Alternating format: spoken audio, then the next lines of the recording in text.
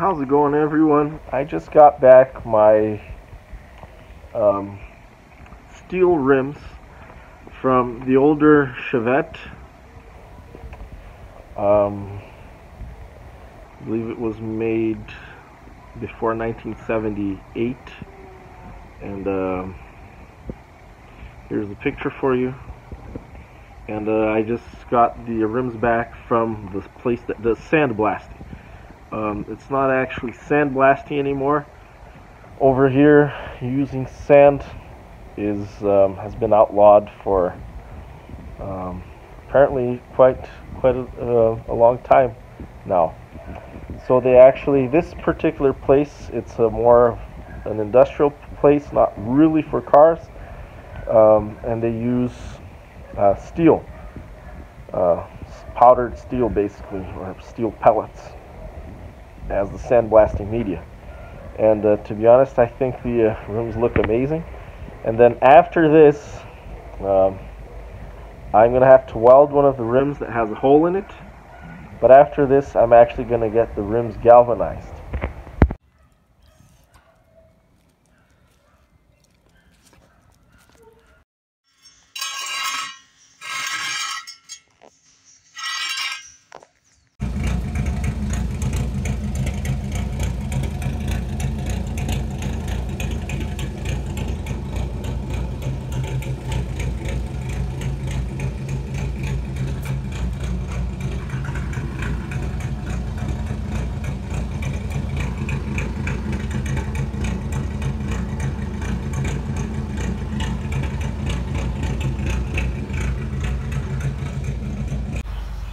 So just take a look at these rims. I think they look awesome. And these two are in great shape. This one has a little bit of pitting, and this one has quite a bit of pitting over here. They didn't come from the same car. I bought this from a collector that kind of got one rim wherever he could, and there's the hole right there. Actually not bad inside. The rest of this spot really is decent everywhere else.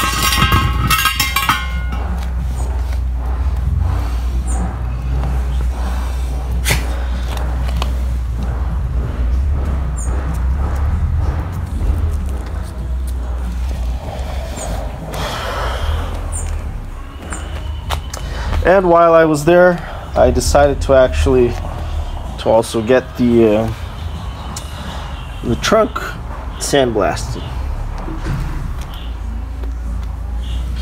And a lot of shitty work was done over here.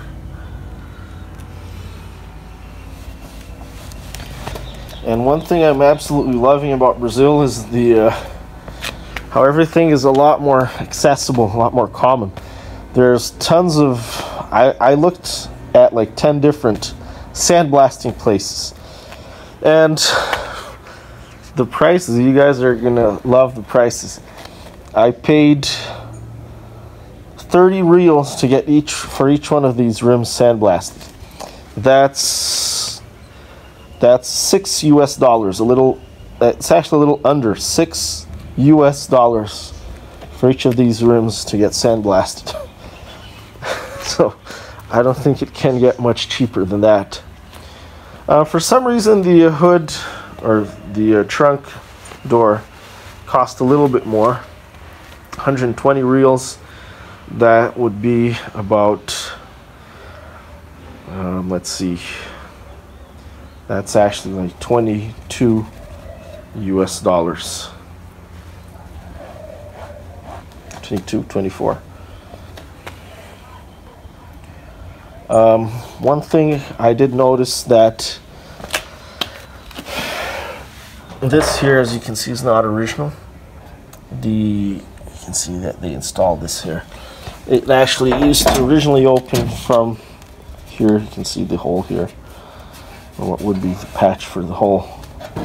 Used to open the trunk with a key. I would have had to pay a little bit more to get the middle parts sandblasted. I said, let's not do that. I can just use the the paint remover to do that. And they told me that they wouldn't sandblast the flat areas because it would warp the panel.